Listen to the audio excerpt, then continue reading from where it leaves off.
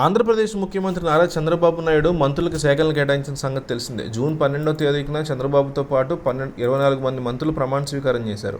వీరందరికీ ప్రస్తుతం మంత్రి పదవులు కేటాయించారు. రాష్ట్రంలో అత్యంత పవర్ఫుల్గా భావించే హోంశాఖని పాయకరావుపేట ఎమ్మెల్యే వంగలపూడి అనిత కేటాయించారు చంద్రబాబు. దీంతో మొట్టమొదటిసారిగా మంత్రి పదవి దక్కినటువంటి వంగలపూడి అనిత అత్యంత ప్రతిష్టాత్మకమైనటువంటి హోంమంత్రి అవకాశం దక్కడంతో నక్కతోక దొక్కిందని ఏపీ ప్రజలు చర్చించుకుంటున్నారు.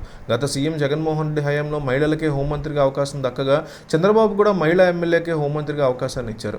మరోవైపు ఉమ్మడి విశాఖపట్నం జిల్లా నుంచి మంత్రివర్గంలో స్థానం దక్కించుకున్న ఏకైక ఎమ్మెల్యే వంగలపూడి అనితకి హోంమంత్రి ఇవ్వడం కూడా ప్రధానంగా చర్చ నడుస్తోంది.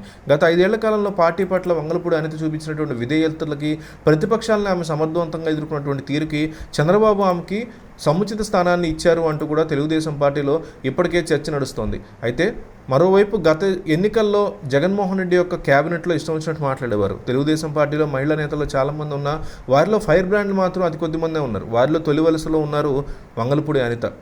గత వైసీపీ ప్రభుత్వ హయాంలో పలువురు మంత్రులు ప్రతిపక్ష పార్టీకి సంబంధించిన అధినేతల మీద మాటల దాడికి దిగితే వాటన్నింటినీ తన మాటలతో సమాధానం ఇచ్చినటువంటి ఒకే ఒక మహిళా నేత వంగలపూడి అనిత. అందులో భాగంగానే వైసీపీ అధినేత సీఎం జగన్ నుంచి పార్టీలోని మంత్రుల వరకు ఎవరికి ఎలా ఎంత మోతాదులో సమాధానం ఇవ్వాలో అంతే స్థాయిలో అనిత కౌంటర్ ఇచ్చిన విషయాన్ని రాజకీయ వర్గాలు ఈ సందర్భంగా గుర్తు చేసుకుంటున్నాయి. మరోవైపు గత ప్రభుత్వ హయాంలో వైఎస్ జగన్ కేబినెట్లో హోంశాఖ మంత్రులుగా మేకతోటి సుచరిత, తానేటి వనిత పనిచేశారు. గత 5 ఏళ్లలో రాష్ట్రంలో మహిళల మీద అఘాయిత్యాలు జరిగినా, వారికి అన్యాయం జరిగినా హోంశాఖ మంత్రులుగా, అది కూడా సాటి మహిళలుగా వీరు స్పందించినటువంటి తీరు పట్ల విమర్శలు సైతం వెలువెత్తాయి. కానీ వంగలపూడి అనిత మాత్రం తనదైన శైలిలో హోంమంత్రిగా దూకుడుగా వెళ్తారనే చర్చ సాగుతోంది. ఇక తానేటి వనిత, మేకతోటి సుచరిత, అలాగే వంగలపూడి అనిత వీరంతా కూడా ఒకే సామాజిక వర్గానికి చెందినటువంటి వారుగా పేర్కొనేటువంటి సిచ్యువేషన్ ఉంది. అందువల్ల కూడా చంద్రబాబు నాయుడు ఈమెకి అవకాశం ఇచ్చారు అనేటువంటి మాట కనిపిస్తోంది. అయితే ఆమె అధికారంలోకి రాగానే చాలా స్ట్రాంగ్ వార్నింగ్లే ఇచ్చారు. ఎందుకంటే మహిళలు రాష్ట్రంలో స్వేచ్ఛగా తిరగవచ్చని వ్యాఖ్యానించారు. మాచర్లలో చందయ్య వంటి వారి హత్య కేసులు రీఓపెన్ చేయిస్తామని చెప్పారు. గతంలో వైసీపీ హయాంలో తెలుగుదేశం పార్టీ నేతల మీద పెట్టినటువంటి అక్రమ కేసులను ఖచ్చితంగా రివ్యూ చేస్తామన్నారు. అంతేకాకుండా చంద్రబాబు నాయుడు సతీమణి భువనేశ్వర్ని అసెంబ్లీ వేదికగా కించపరిచారని మండిపడినటువంటి వంగలపూడి అనిత ఈ సంఘటనతో చంద్రబాబు కన్నీటి పర్యంతమయ్యారని గుర్తు చేశారు.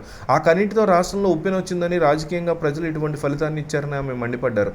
చంద్రబాబు పాలన కావాలని కోరుకున్న ప్రజలు శాంతి భద్రతలు బాగుండాలని ఆయన పట్టం కట్టారన్నారు. విశాఖలో డాక్టర్ సుధాకర్ని ఏ విధంగా హత్య చేశారో చూశామని, విశాఖలో వారి కుటుంబ సభ్యులను కూడా త్వరలో వెళ్ళి కలుస్తానన్నారు. రాష్ట్ర ప్రజలతో పాటు టీడీపీ కార్యకర్తలు, నేతలు, మహిళా సామాన్యులు ఎవరు ఇబ్బంది పడాల్సిన అవసరం లేదన్నారు.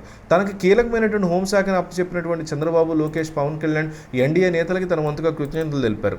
రాష్ట్రంలో శాంతి భద్రతల పరిరక్షణ తన తక్షణ కర్తవ్యమని, తన మీద నమ్మకంతో ముఖ్యమంత్రి అప్పచెప్పారని, ఆ బాధ్యతల్ని ఖచ్చితంగా నిర్వహిస్తానని అనిత చెప్పుకొచ్చారు. చంద్రబాబు పాలన అంటే శాంతి భద్రతలు పూర్తి స్థాయిలో ఉంటారనే నమ్మకం ప్రజల్లో ఉందని, దాన్ని నిలబెడతానని చెప్పుకొచ్చారు. అనితకి ఆల్ ది బెస్ట్ చెప్పాలనుకునేవారు కామెంట్ చేయండి.